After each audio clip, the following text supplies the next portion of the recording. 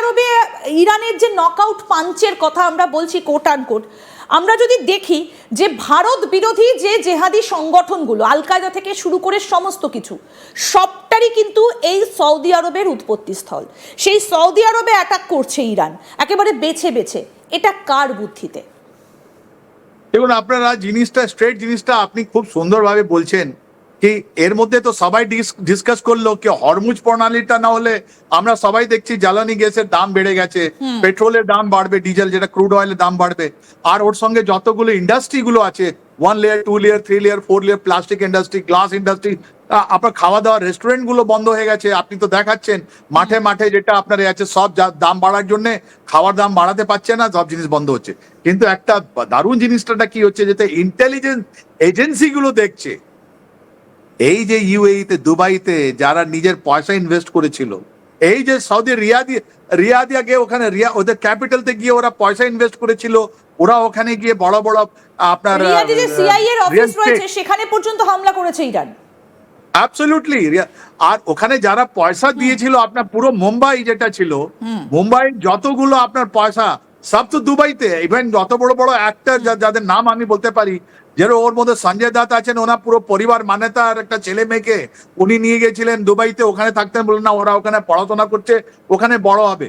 যতগুলো লোক সবার এই বুর্জ খলিফাতে আপনার শাহরুখ খানেরও বাড়ি রুম আছে, ফ্ল্যাট আছে, আজকে ওরা কোথায়? আর তার সঙ্গে যারা ভারত বিরোধী কাজ করতো মুম্বাইতে, যারা মোস্ট ওয়ান্টেড লোক, যারা স্মাগলার ডি গ্যাং, ওরা আজকে কোথায়? এইটাই কথাটা এর মধ্যে লুকিয়ে আছে। এর মধ্যে কথা লুকিয়ে আছে যে ওখানে 1 কোটি থেকে বেশি ভারতীয়রা যারা এই খাড়ি দেশে আছে অনেকভাবে কাজ করছে, কারো blue collar job, white collar job, অনেকগুলো কলারের জব, ওরা মজদুরি থেকে বড় বড় জায়গাতে আছে, অনেকগুলো ইয়ে করছে, ওখান থেকে পয়সা আমাদের কাছে আসতো, আর ওখানে এই যে গ্যাংগাস্টারদের পয়সা ঢুকতো, ওরা আজকে কোথায়? এই কথাটা কেউ বলছে না, এই কথাটা কেউ বলছে না। ওরাও এফেক্টেড হয়েছে আজকে। কেন যে এই যে মারা হয়েছে আপনার ইউএইতে বা সৌদি আরবিয়াতে বা বাহরিনে বা যেখানে জায়গা, সব জায়গায় ওরা ছিল, ভারতীয়রা সব জায়গায় আছে। ওদের নাম্বার ইউএইতে 30 to 35% পপুলেশন আপনার ভারতীয় আছে। ওরা যে এখন থেকে ফেরত আসছে, ওর মধ্যে অনেক লোক তো কলকাতায় অনেক লোক এসে গেছেন, যতগুলো ইন্ডাস্ট্রি সেখান থেকে গেছিলেন, কুয়েতে থাকতেন। কিন্তু সৌদি আরবটাকে কেন বেছে নিল ইরান? সৌদি আরবটাকে বাছার কারণটা কি? সৌদি আরবে আমেরিকার প্রচুর ইনভেস্টমেন্ট সেখানে রয়েছে, এটাই কি কারণ? একটা তো একটাই কারণ আছে। নাম্বার 1, সৌদি আরবিয়া আর ইরানের মধ্যে একটা ট্রেডিশনাল একটা ঝঞ্ঝট আছে আপনার মাক্কা মদিনা নিয়ে। বারবার ওদের মধ্যে ঝগড়া হয়েছে, এর মধ্যে কোনো সন্দেহ নেই। আর ইরান ভাবে যে আমেরিকাকে পুরো খাড়িতে, পুরো আরব দেশে আনার জন্য সবার থেকে বড় রোল হলো আপনার এই ডিফেন্স মিনিস্টার, যিনি ক্রাউন প্রিন্স সালমান বলি, উনি নিয়ে এসেছিলেন। আর পাকিস্তানের সঙ্গে কার রিলেশনশিপ, আল কায়দাকে কে প্রমোট করছে, লস্করে তৈবাকে কে প্রোটেক্ট করছে, আপনার যতগুলো জঙ্গি আমাদের এই ছিল ওদেরকে কে প্রোটেক্ট করছে? তাহলে এই যে ইরান যে ওখানে মিসাইল মেরেছে, হয়তো নিজের একটা দুশ্মনী বের করার জন্য ওরা বের করেছে এতে, কিন্তু আমাদের লাভ দেখুন ইনডাইরেক্টলি। যতগুলো আমাদের জঙ্গি যত সংগঠন ছিল, যারা আপনার ওই সৌদি আরবিয়া ছিল, যারা ইউএইতে ছিল, যারা দুবাইতে ছিল, যারা কুয়েতে ছিল, ইরাকে ছিল, ওরা কোথায় যাবে? ওরা ফেরত আসলে যে কোনো ভাবে যদি ফেরত আসে, বাংলাদেশ হয়ে বা নেপাল হয়, ওরা কেন সোজাসুজি ওরা মুম্বাইতে আর ল্যান্ড করতে পারবে না? ওদের ছবিগুলো সবার কাছে আছে। তাহলে সব থেকে বড় জিনিসটা হলো আমাদের লাভ এটা হলো কি, যেটা জঙ্গি সংগঠন আছে ওরা আজকে চিন্তিত আছে, ওদের আজ কোনো সাপোর্ট নেই, ওদের কোনো থাকা জায়গা নেই, এইটাই বলা হচ্ছে, রাইট? আর তার মানে আমরা কি দেখতে পারবো আইদার ওরা যখন ফেরত আসবে ভায়া নেপাল বা ভায়া বাংলাদেশ বা ভায়া পাকিস্তান, ওরা যখন যাবে ওখান থেকে এই যে আমাদের জঙ্গি যেটা কাজ হচ্ছে, ওর মধ্যে কি পাকিস্তান আর মিলে আমাদের আর জঙ্গি জিনিসটাকে আরো বাড়িয়ে দেবে? না ওরা বলবে আর নয়, আমাদের কাছে পয়সা নেই, আমাদের কাছে ইন্টারন্যাশনাল সাপোর্ট নেই, এটাই দিতি। তাহলে এর পেছনে মাস্টার মাইন্ডটাকে আমি খুব স্পষ্ট করে যেটা আমরা খুব দেখতে পাচ্ছি যে ইরান যে মিসাইলগুলো ছুটছে, যেমন সাইপ্রাসের দিকে ছুড়েছে, যেমন আমরা আরো অন্যান্য জায়গাগুলোতে দেখেছি, এই যে ব্যালিস্টিক মিসাইলগুলো, এগুলো তো ইরানের নেই। কারণ গতকাল যখন আপনার সাথে কথা হচ্ছিল স্যার, আপনি বললেন যে ইসরায়েলের গোয়েন্দা সংস্থার খবর যে তারা এইভাবে কোনো নিউক্লিয়ার অস্ত্র বা এই ধরনের মিসাইল তারা বানায়নি। তাহলে প্রশ্ন হচ্ছে তারা পেলো কোথা থেকে? তারা এই যে এত দূরে যে মিসাইলগুলোকে মারলো, একেবারে হাইপারসনিক ব্যালিস্টিক মিসাইল, এগুলো পেলো কোথা থেকে? দেখুন এর মধ্যে সব থেকে বড় জিনিস, জুন 2025-এর পর ইরান নিজের মিলিটারি ট্যাকটিক্স চেঞ্জ করে নিয়েছে। হয়তো খমেনি যিনি মারা গেলেন, যিনি নিহত হলেন, উনি জানতেন যে আমেরিকা আর ইসরায়েল ওনাকে ছাড়বে না, ওদের দেশকে ছাড়বে না, আবার একটা হামলা হবে।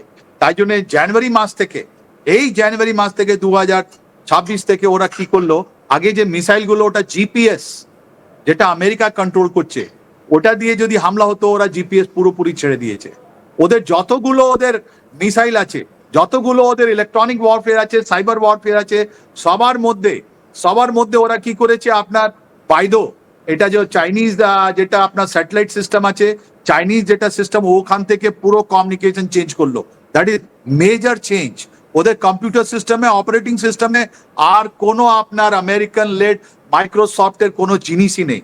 তাহলে একটা সিকিউর করার পর ওখান থেকে যতগুলো অপারেশন হচ্ছে, ওখান থেকে যে আপনার এআই, আর্টিফিশিয়াল ইন্টেলিজেন্স লাগিয়ে যেরকম আমেরিকা করেছে, ওরকম এরাও করেছে।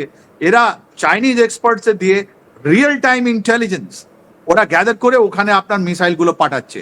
আর যেখানে যেখানে আগে তো ছিল মিলিটারি টার্গেট প্রোফাইলিং, যতগুলো মিলিটারি টার্গেট ছিল 26 বেসেস অফ আমেরিকা, 26টা আমেরিকার বেস যেটা আপনার এই দেশে, আরবিয়ান দেশে ছিল, ওটাকে ভঙ্গ করলো।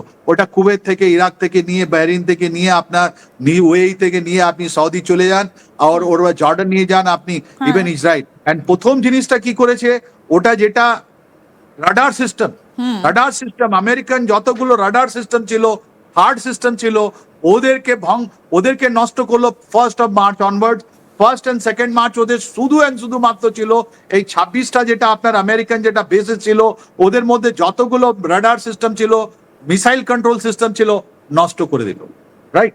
আর তারপর এইটা নষ্ট করার পর আমরা একটা নেক্সট ফেজ আমরা কি দেখলাম, যে এটা নষ্ট করার পর ওরা গেছে ওখানে, যাদের যেখানে আপনার আমেরিকান কাউন্সিলেট আছে, যেখানে ওদের কাছে আপনার এম্বাসি আছে, ওর উপরে অ্যাটাক করলো। তার মানে ওদের যতগুলো, ইভেন যারা হোটেলে ছিল ওখানে অ্যাটাক করলো।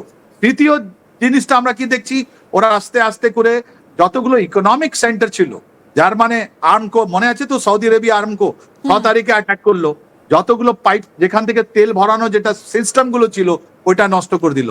এন্ড এখন হরমুজ প্রণালীতে বলছে যে আমরা ওটা মাইন্স করব, আমাদের যারা আমেরিকান ইসরায়েলের এম্বাসি নিজের মাটি থেকে সরিয়ে দেবে, ওদের কিন্তু এই হরমুজ প্রণালীর নিচে, জলের নিচে, সেখানেও তো মাইন পুঁতে রেখেছে ইরান, এ খবরও আমাদের কাছে এসছে। এবং অন্যদিকে আব্রাহাম লিঙ্কনকে সাপোর্ট দিতে অলরেডি ভূমধ্যসাগর দিয়ে ইউএসএস ফোর্ড আসা শুরু হয়ে গিয়েছে। আপনি ঠিক বলছেন। এখন এই যে একটা আন্ডারগ্রাউন্ড টানেল, যেখানে ওদের পানির একটা ওরা ড্রোন বানিয়েছে যেটা পানির উপরে চলছে, রাইট, ওটা খুবই ডেঞ্জারাস। স্পিড বোট গুলো নষ্ট হয়ে গেল, ইরানিয়ান নেভি নষ্ট হয়ে গেল, এর মধ্যে কোনো সন্দেহ নেই।